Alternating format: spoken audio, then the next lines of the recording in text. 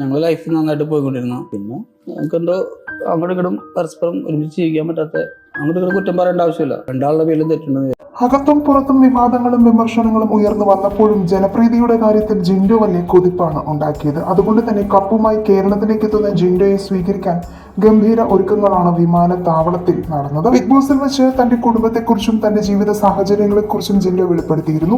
ഒരിക്കൽ വിവാഹിതനായ വ്യക്തിയാണ് ജിൻഡോ. എന്നാൽ അധികകാലം ആ ബന്ധം നിലനിന്നില്ല. ഞങ്ങളുടേത് പ്രണയ വിവാഹമായിരുന്നു. ഞങ്ങൾ തമ്മിൽ വലിയ പ്രശ്നങ്ങളൊന്നും ഉണ്ടായിരുന്നില്ല.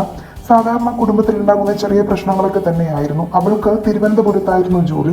എപ്പോഴും വീട്ടിൽ വരാൻ സാധിക്കില്ലായിരുന്നു. പയ്യെ പയ്യെ അകന്ന് തല്ലിപ്പിരിഞ്ഞില്ല എന്നും രണ്ടുപേരും പൂർണ്ണ സമ്മതത്തോടെ പിരിഞ്ഞു എന്നാണ് ജിൻഡോ പറഞ്ഞത്. ഇപ്പോൾ ജിൻഡോ മറ്റൊരു വിവാഹത്തിനായുള്ള ഒരുക്കത്തിലാണ്. തനിക്കായി ഒരു പെൺകുട്ടി കാത്തിരിപ്പുണ്ടെന്നും സെപ്റ്റംബറിൽ അമേരിക്കയിൽ നിന്നും അവൾ വന്നാലുടൻ വിവാഹം ഉണ്ടാകുമെന്നും ജിൻഡോ ഹൗസിനുള്ളിൽ വച്ച് തന്നെ വെളിപ്പെടുത്തിയിരുന്നു. ഇപ്പോഴിതാ ഷോ വിജയിച്ചു വന്ന ജിൻഡോ ഭാവി വധുവിനെ വീഡിയോ കോൾ ചെയ്ത് തന്റെ ആരാധകർക്ക് പരിചയപ്പെടുത്തി.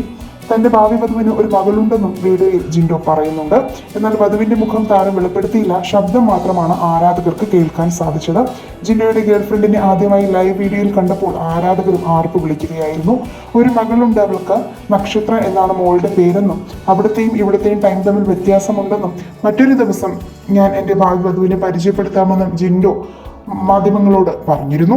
സീസൺ 6 നിങ്ങളുടെ ഇഷ്ട മത്സരാർത്ഥി ആരായിരുന്നു എന്ന് കമന്റ് ചെയ്യുക. വീഡിയോ ലൈക്ക്, ഷെയർ ചെയ്യാനും ചാനൽ സബ്സ്ക്രൈബ് ചെയ്യാനും മറക്കല്ലേ ഫ്രണ്ട്സ്.